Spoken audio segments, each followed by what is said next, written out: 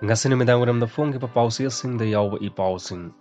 myam da Manipur Circle News ki maikai de ki patok sari han mada kangla pausi de ki lokot sari Houkhiba tha mari asida Manipur da violence amata thokhide haina Amit Shah na parliament da phongdokhibadu aranbani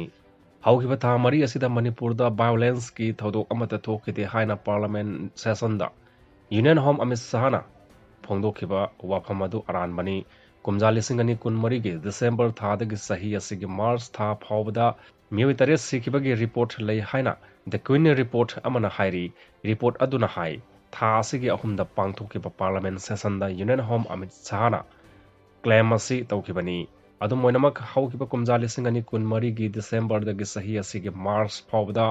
relief camp da masa mathanta sijakhibagi case ama yaudana मियोई तरेट लई कितबगे report लई कुमजाले सिंगनी कुन मरी की दिसंबर 3 मरी दा बिहार दगे सनमी अनि सखंगदब सिंगना काक्सिंग district की मनुंग चन्ना लईबा मफम अमदा नोंगमैन कापतुना हाटकी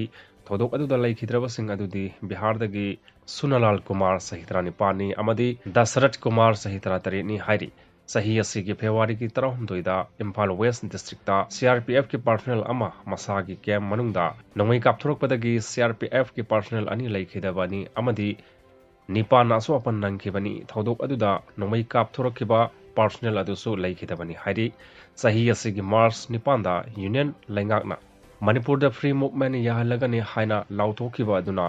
मरम ओइरगा कांगपोकपि डिस्ट्रिक्ट हौरखिबा इहौना मियोय अमा लईखिदबदा यावना kaya amana aswapan nangkibani numit aduda security gi akan bus section tharang marakta bus ama kangpokpi phawra chanaba honabada athingba pibada security ga mukna badagi thodok adu thokibani thodok aduda laikhidraba miyoi adudi lalgun singh chit kawi sahi asigi March 15 Mar amasung zomi furuf ani gi marakta irang tholakpadagi Churachandpur da miyoi ama laikhidraba miyoi adugi maming Lanaroi pui pakhungate kawi hainasu the Queen ge report aduna makha tana pali makha taba pauda WAQF Amendment Act lisingani kunmanga gi mayokta jangseliba khongjangda sagutkani NPP na hairi kangla pausi de gilokachari NPP Manipur State President Yumnam Joy Kumar na haikre NPP Manipur na handakta parliament da pass tauduna President na SNP khraba WAQF Amendment Act lisingani kunmanga NPP Manipur na Manipur ki Muslim singi maru oina mitai pangal singi interest reject awi amadi ek asigi mayokta sangsiliba khongjangda sawotkani hairi naurem thongda leiba NPP Manipur ki office ta paumi singa unabada Yumnam Joy Kumar na makha tana hai NPP ki working president oiriba Khetrigao AC ki MLA Sheikh Nurul Hasana ek asigi mayokta lepaga loina Supreme Court case thangat ki badu NPP Manipur state na so support tawbaga loina mai pak na bachang sin mada tawba yaba pumnamak tawba haina ngasi NPP Manipur ki maru oiba thau puba singna khanaraba matungda warep laure nauna pass tawkraba ek asina Islam lining satpa Muslim singda hak thingnana so han bada amadi manungda sayna ba yamna laibana maramna ek asiki mayokta lepna ba party ki thakta phirep lorpani handakta sumitai pangal ki lup kharana Muslim MLA amadi Muslim voter leiba Assembly constituency ki MLA sing gi frep lauto u haina demand tawkiba adugi matung ina NPP gi MLA sing su yauna NPP Manipur na lauriba frep asigi matung ina thabak tawgani haiki kanglei paki mera pause sedigi lokhachari social media da pangal khunai da thawai usitaba man ba mawongda wasoi ngang ba khudakta lepiu MMPYA na hairi lamdam asida mairol lungdagi nungsi sanana awa ana kaya da saruk yaminaduna leminaraklaba yalhu kanglup purup singi marakta ngaihak leitana santi pamdaba asan mirai naiba masagi lutongda communal mine leiba masana masabo leibak ningmani myang leader ni khanjaba myoi khara